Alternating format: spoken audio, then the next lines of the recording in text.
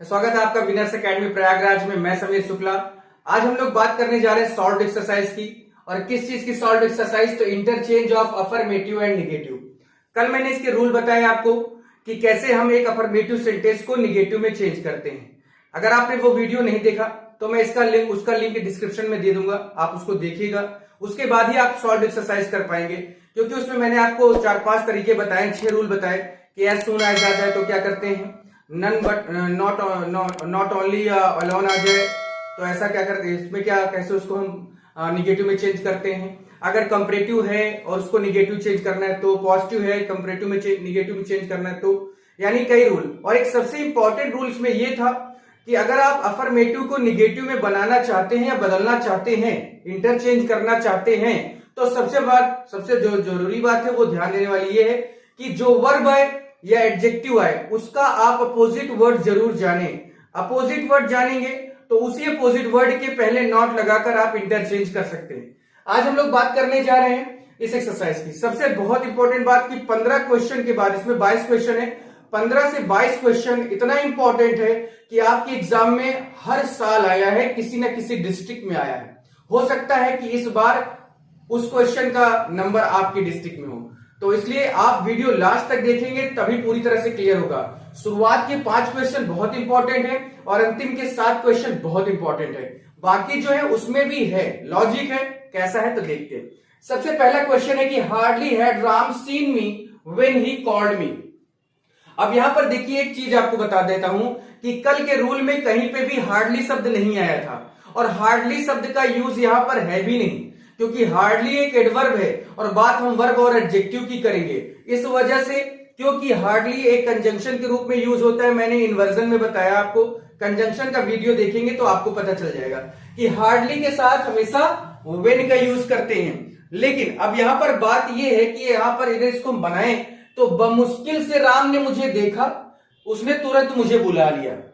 उसने मुझे, जैसे बमुश्किल, हार्डली में इसका होता है बमुश्किल या कठिनता से, तो बमुश्किल राम ने मुझे देखा और जैसे देखा उसने मुझे बुला लिया। तो सबसे जरूरी बात यहां पर एक चीज ये आपको जाननी है कि यहां पर व्हेन का यूज तो हो ही सकता है, साथ में आप देन का भी यूज कर सकते हैं, लेकिन हार्डली का यूज नहीं होगा। यहां पर आप क्या यूज करेंगे? नो सूनर का ही यूज करेंगे, क्योंकि आप अफर्मेटिव से निगेटिव बना रहे हैं और निगेटिव में जब भी कंडीशन आएगी तो एज सून एज यानी नो सूनर की ही आएगी। हार्डली जैसे शब्दों का यूज अफर्मेटिव से निगेटिव में इंटरचेंज करते समय नहीं होता, इसलिए ध्यान देना पूरी बात। तो नो सूनर हैड, ये क्लियर हो जाएगा, क्योंकि ऐसे no sooner as soon as के साथ क्या होता था, तो no sooner did I see होता था, तो हैड यहां पर ठीक है। तो नो सूनर हैड राम, उसके बाद हैड के साथ वर्ब की थर्ड फॉर्म आती है सीन, फिर मी, और फिर आप चाहें तो व्हेन का यूज करें या आप चाहें तो देन का भी यूज कर सकते हैं। हार्डली के लिए व्हेन का यूज होता है, जबकि नो सूनर के लिए देन का यूज होता है। लेकिन नो सूनर के साथ व्हेन और देन दोनों का यूज कर सकते हैं, ऐसी कोई कंडीशन नहीं कि ऐसा नहीं कर सकते हैं। व्हेन ही कॉल्ड मी, ये बहुत इंपॉर्टेंट था। अगर, क्योंकि आप फंसते कैसे, यही सेंटेंस देता और आगे सामने लिख देता कि भैया इसको निगेटिव में बदलो।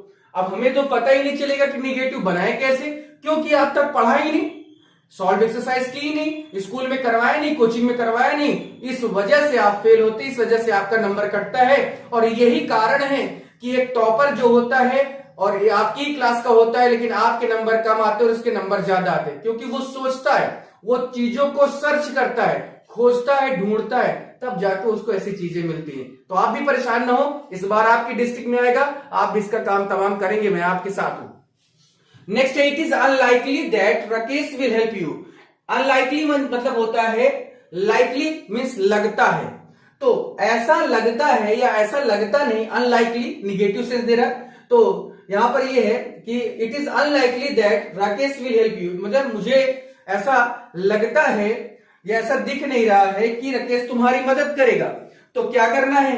कुछ ज्यादा नहीं करना, सिर्फ आपको इट इज और नॉट का तो यूज करना ही है। आप कह दो पहले वाले सेंटेंस में आपने नॉट क्यों नहीं यूज किया, तो मेरे भैया नो सूनर शब्द ही निगेटिव है, इट इज नॉट। अब अनलाइकली का क्या करोगे? लाइकली, क्योंकि अनलाइकली क्या है? आपका एक वर्ब है और वर्ब के लिए जब आप उसका उल्टा रखेंगे तभी तो नॉट लगेगा। तो it is not likely that, ऐसा लगता नहीं है कि राकेश विल हेल्प यू, तुम्हारी मदद करेगा। क्लियर हो गया। उसके बाद है only good girls got good marks. Only और मैंने बताया था ओनली और किसके लिए, अलोन के लिए, कि जब इनसे सेंटेंस की शुरुआत हो या बीच में आए तो नन बट का यूज करते हैं। तो none but good girls, none but good girls got good marks, है ना ऐसा। अब ऐसा है कि नहीं है भैया पता नहीं, बच्चे भी पाते हैं, हमारे लड़के भी पाते हैं, सब गड़बड़ किए दे रहे हैं। अब देखो बहुत अच्छा sentence, my shirt is loose. तो लूज का उल्टा क्या होता है, टाइट होता है। सिर्फ फर्क क्या है कि आपको यूज क्या करना है, नॉट। तो माई शर्ट इज नॉट, फिर क्या कर दोगे, tight. My shirt is not tight, हो गया सेंटेंस आपका बन गया। तो क्लियर हो गया होगा मैं जहां तक समझ रहा हूं। ये 4 सेंटेंस में सबसे ज्यादा इंपॉर्टेंट अगर कोई सेंटेंस था तो वो ये दोनों था। आप इसको अच्छे से देख लीजिए। अनलाइकली का लाइकली होता है, लाइकली का अनलाइकली और अनलाइकली का लाइकली, यानी ये दोनों ही आपस में क्या है, एंटोनिम्स है, यानी विलोम शब्द है। और उसके पहले नॉट लगा के तो हमें निगेटिव बनाना है ना भाई। चलिए सेंटेंस नंबर 5 देखते हैं कि as soon as the clock struck 10, यानी जैसे ही घड़ी में 10 बजे, वी वेंट टू स्लीप, हम लोग सो गए।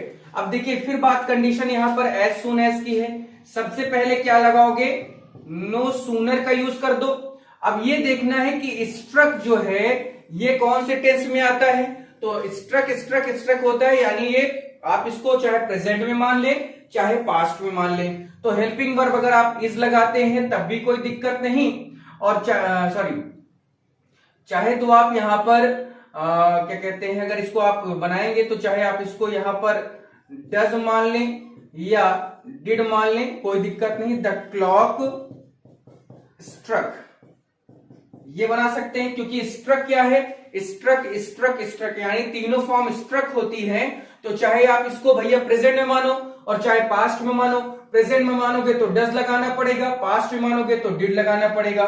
उसके बाद 10 है, फिर उसके बाद कॉमा, इस कॉमा की जगह पर क्या लगाना है हमके, दैट, ये देन का यूज करना है।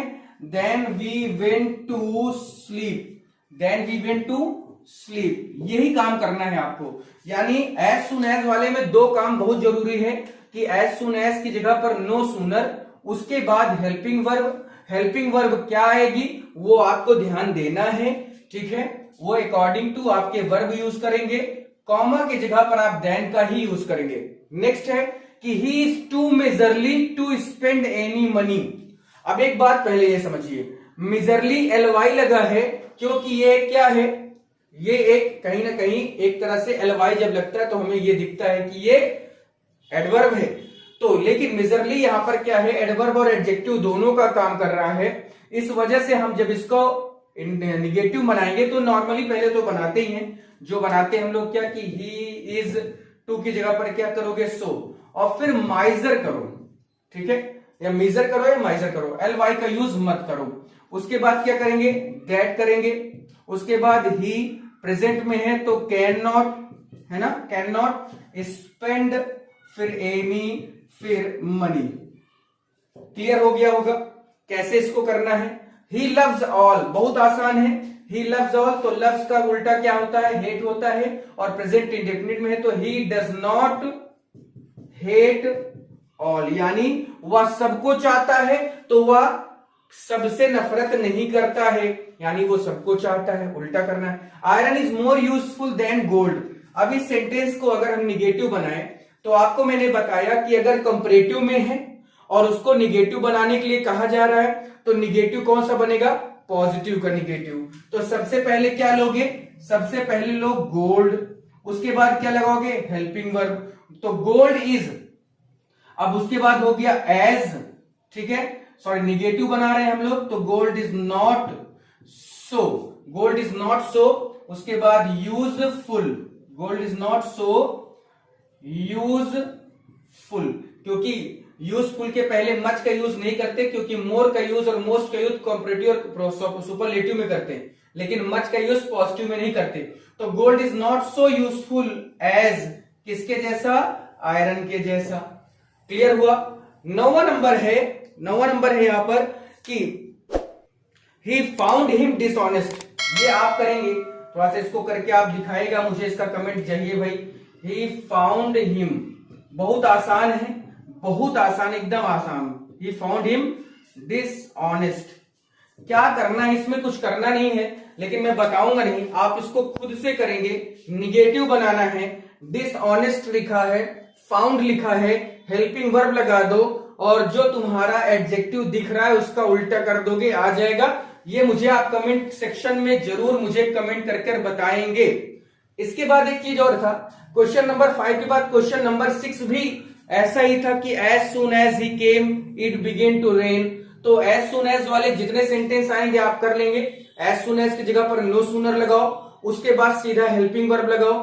हेल्पिंग वर्ब हमको कैसे पता चलेगी, तो वो वर्ब बताएगा, वर्ब जैसे बताएगा उसके हिसाब से हेल्पिंग वर्ब लगा के सब्जेक्ट लिख दो, फिर वर्ब लिखो।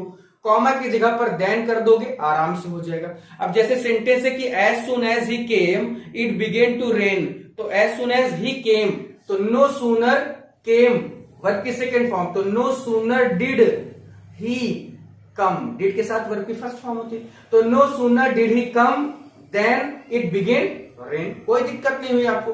तो इसी तरह से सेंटेंस आपको 9वां वाला आपको मुझे जरूर कमेंट करके बताना है। और बहुत इंपॉर्टेंट एक्सरसाइज सॉल्व हो रही है, आगे के 5-7 क्वेश्चन बिल्कुल छोड़ना नहीं, पूरा देखना। क्वेश्चन नंबर 11 देखते हैं कि they should attend the marriage. They should attend the marriage यानी उन्हें शादी में जाना चाहिए। ठीक है, अब यहां पर इस सेंटेंस में हमको कुछ सोचना अलग से पड़ेगा। मैंने कहा था कि आगे का जो है वो आप नहीं छोड़ेंगे। तो they should attend the marriage यानी उन्हें शादी अटेंड करनी चाहिए, तो इसका मतलब है कि शादी को अटेंड करने से चूकना नहीं चाहिए, या शादी को अटेंड करने में असफल नहीं होना चाहिए, यानी चूकना नहीं चाहिए, असफल नहीं होना चाहिए। अब आप समझ गए होंगे, डिड नॉट फेल का युवक आ गया। ठीक है, तो ऐसे कैसे करेंगे कि दे शुड, अगर इसको बनाया जाए कि ऐसे बनेगा कि they should not fail to attend the marriage, यानी उन्हें मैरिज पार्टी अटेंड करने से क्या नहीं करना चाहिए, चूकना नहीं चाहिए, यानी उन्हें पार्टी में जरूर जाना चाहिए। अब देखिए, Ram is as dull as an ass. Ram उतना ही बेकार है जितना गधा है, यानी राम नाम का जो लड़का है उसकी तुलना, उसकी समानता गधे से की जा रही। अब कहा जा रहा है इसको निगेटिव बनाओ, तो निगेटिव बनाओगे तो सबसे पहले क्या लोगे, क्योंकि पॉजिटिव का है ये, और निगेटिव बनाओगे तो कंपैरेटिव का निगेटिव बनेगा, तो सबसे पहले क्या लोगे, एन एस इज हो गया, एन एस इज हो गया। अब यहां पर बात यह है कि डलर करें या मोर डल करें, तो भैया देखो दोनों सेंस में ये सही होता है, आपको इसमें परेशान होने की जरूरत नहीं है। तो आप चाहे तो मोर डल कर सकते हैं, क्योंकि मोर लगाओगे तब भी वो क्या दिखाएगा, वही चीज दिखाएगा। तो मैं आपको ऑप्शन यहां पे बता देता हूं कि एन एज इज, यहां पर आप ऐसे लिख दें कि मोर, ठीक है, डल, यहां पर मैं आपको दोनों तरीके बता देता हूं, मोर डल या डलर। वैसे डलर थोड़ा सा क्या है, ऑड लगता है, इस वजह से मोर डल, यानी आप अगर दोनों एक चीज मत लिखना, अपने एग्जाम में आप दोनों चीज लिखें। इससे क्या होगा कि टीचर जो है उसकी भी कंफ्यूजन दूर हो जाएगी कि आखिर ये बंदा कहना क्या चाहता है, क्योंकि डल भी होता है और डलर भी होता है। मोर डल यानी दोनों चीजें मैंने लिख दी है, जो आपको सही लगे, जो आप इसको यूज करना चाहें आप कर सकते हैं, कोई दिक्कत नहीं होगी। ठीक है, लेकिन सबसे बड़ी बात यही है कि मोर डल डलिस्ट भी होता है, लेकिन मोस्ट डल ज्यादा अच्छा होता है, यानी यहां पर अच्छा और ज्यादा अच्छा की बात है। ठीक है, तो N as is more dull या मोर या डलर, तो डलर नहीं होता। यहां पर मैं एक बार फिर से बोले दे रहा हूं कि डलर का यूज बहुत कम होता है, पहले की किताबों में होता था, अब ऐसा नहीं है। देन, ठीक है, और यहां पर ये नॉट लगाना था इसको, तो एन एस इज, उसके बाद यहां नॉट आ जाएगा, क्योंकि भाई अक्सर ऐसा हो रहा है मेरे साथ कि बोलता तो जरूर हूं लेकिन लिखता नहीं, और बच्चे फिर मेरे मुझे आड़े हाथों ले लेते हैं। ठीक है, राम हो जाएगा। ठीक है, तो एन, क्योंकि ये पॉजिटिव में अफर्मेटिव है और निगेटिव बदलना है, तो N S is not more dull या डलर देन राम। फिर से कहता हूं, डल और डलर में दोनों में कंफ्यूजन मत रखना। अगर कंफ्यूजन होगी तो उसके बाद भी मुझे आप कमेंट में मैसेज कर देना, मैं उसको क्लियर करूंगा। Ram is taller than Sita, यहां पर कंपैरेटिव डिग्री का अफर्मेटिव है, निगेटिव बनाना है तो भैया सीता को इधर ले आओ। सीता इज हो गया, इज नॉट हो गया, सो हो गया, टॉल हो गया, एज हो गया और फिर राम हो गया। क्योंकि टॉलर है, यहां निगेटिव नहीं है, और जब निगेटिव बनाओगे तो जस्ट उल्टा यानी कंपैरेटिव में है तो पॉजिटिव का निगेटिव बनेगा। तो Sita is not so tall as Ram. अगला है द क्वेश्चन इज डिफिकल्ट। तो डिफिकल्ट का उल्टा क्या होता है, पहले इसको लिखते हैं कि द क्वेश्चन ठीक है इज नॉट। डिफिकल्ट का उल्टा क्या होता है, इजी होता है, तो the question is not easy. अगला he goes to bed after midnight, यानी वो आधी रात के बाद अपने बिस्तर पर गया। तो वो गया लेकिन वो क्या हुआ, चूका नहीं जाने से। यहां पर अब देखो इस तरह के सेंटेंस में क्या होता है, अब जैसे ये सेंटेंस और ये सेंटेंस, दोनों सेंटेंस में ऐसा कुछ दिख नहीं रहा था कि हम उसका अपोजिट ले पाए। इस वजह से हमने फेल टू का यूज करना शुरू किया, और इस पे भी यही होगा कि he does not fail to,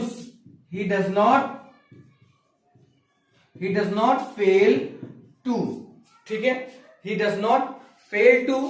उसके बाद क्या होगा, go to bed, he does not fail to go to bed. अब यहां पर आप चाहे तो आफ्टर मिडनाइट का भी यूज कर सकते हैं, कोई दिक्कत नहीं है। उसके बाद नंबर 16 है कि only a little child would talk like this, only a little child would talk like this. अब ये आप मुझे भेजेंगे कमेंट में, ओनली अ लिटिल गर्ल यानी केवल छोटी बच्ची, वुड टॉक लाइक दिस यानी कोई छोटी बच्ची ही ऐसा बोल सकती है। तो इसको आप मुझे क्या करेंगे, कमेंट में बताएंगे, और ओनली लिखा दिख रहा है तो बहुत आसान है। अब और थोड़ा सा इंपॉर्टेंट क्वेश्चन अभी और आ चुके हैं, 15 के बाद मैंने बताया था, तो उसको भी हम लोग देखते हैं, यानी 16 हो गया। और अभी हमारे पास 4-5 सेंटेंस और है जो देखने लायक है, बहुत इंपॉर्टेंट है, देखते हैं उसको। 17वां नंबर क्वेश्चन है कि ही सॉ द ताज। कल भी मैंने इसके बारे में ये एग्जांपल आपके सामने रखा था लास्ट में, अगर आपने लास्ट तक वीडियो देखा है। ही सॉ द ताज, इसका मतलब है कि उसने ताज देखा, इसका मतलब वो ताज देखने से चूका नहीं। तो क्या करोगे कि ही डिड नॉट क्यों ले रहे हैं, क्योंकि सी के वर्ब की सेकेंड फॉर्म है, तो he did not fail to see the Taj. लियो भैया झोला में रखो। He is too old to work, कितना झिलाएगा भाई, टू के लिए क्या कर दोगे, सो, ओल्ड कर दो, दैट कर दो, कैन, दैट करने के बाद he can not work hard, ये ले लो, थोक के भाव मिल रहा है भाई, थोक के भाव। I was doubtful whether he comes, doubtful यहां पर है, डाउटफुल का उल्टा क्या होता है, श्योर, तो आई वॉज नॉट श्योर है ना, डाउट का उल्टा क्या होता है, श्योर, तो I was not sure whether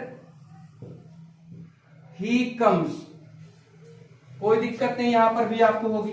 he is richer than I, कितनी बार करवाएगा भाई, ये तो आई करो क्योंकि कंपैरेटिव में है, और निगेटिव बनाओगे तो पॉजिटिव का निगेटिव बनेगा, तो I am not so rich as, क्या कर दोगे, ही, और लास्ट में आता है कि as soon as he saw us he ran away.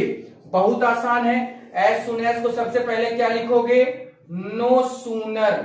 अब उसके बाद ही सॉ और अस को इंट्रोगेटिव में बदलो तो सॉ वर्ब की सेकेंड फॉर्म है, तो डिड ले आओ और डिड के साथ ही लगाओ, और डिड के साथ वर्ब की कौन सी फॉर्म आती है, फर्स्ट फॉर्म। कॉमा की जगह पर क्या करोगे, देन ही रैन अवे हो जाएगा।